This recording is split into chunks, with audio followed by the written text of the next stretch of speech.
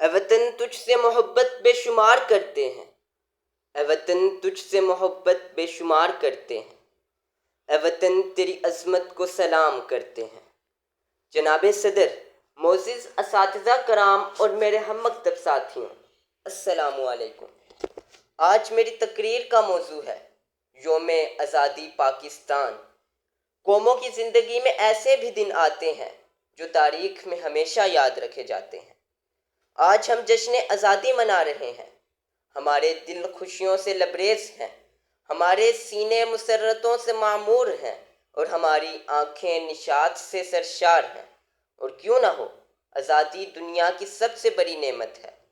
آزادی کی زندگی کا ایک دن غلامی کی 1000 سالہ زندگی سے بہتر ہے۔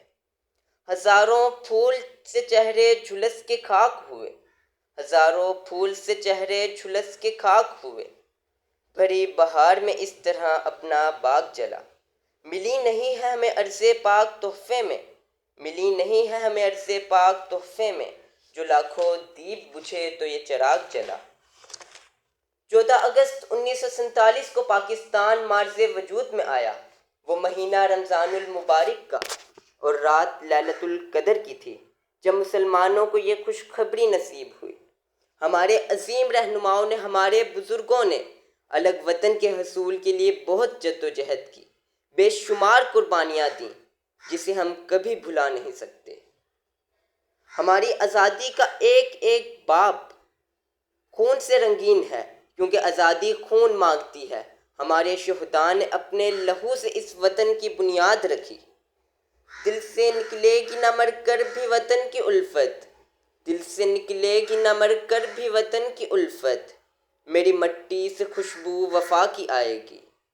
شہیدوں کی آرزوؤں کی صبح صادق طلوع ہوئی، قائد اعظم کی تمناؤں کا مظہر ظہور پذیر ہوا، جسے دیکھ کر روح اقبال پکار اٹھی۔ عام حریت کا جو دیکھا تھا خواب اسلام نے، عام حریت کا جو دیکھا تھا خواب اسلام نے، اے مسلمان آج تو اس خواب کی تعبیر دیکھ۔ یہ ملک ہم نے اسلام کے نام پر قائم کیا، اللہ تعالیٰ اسے ہمیشہ قائم و دائم رکھے۔ یا اللہ یہ خطۂ زمین منسوب ہے تیرے نام سے، یا اللہ یہ خطۂ زمین منسوب ہے تیرے نام سے، دے اس کو رحمتیں اور بے شمار دے۔ اسے دنیا میں اتنی عزت و وقار عطا فرما جس کی کہیں مثال نہ ملے۔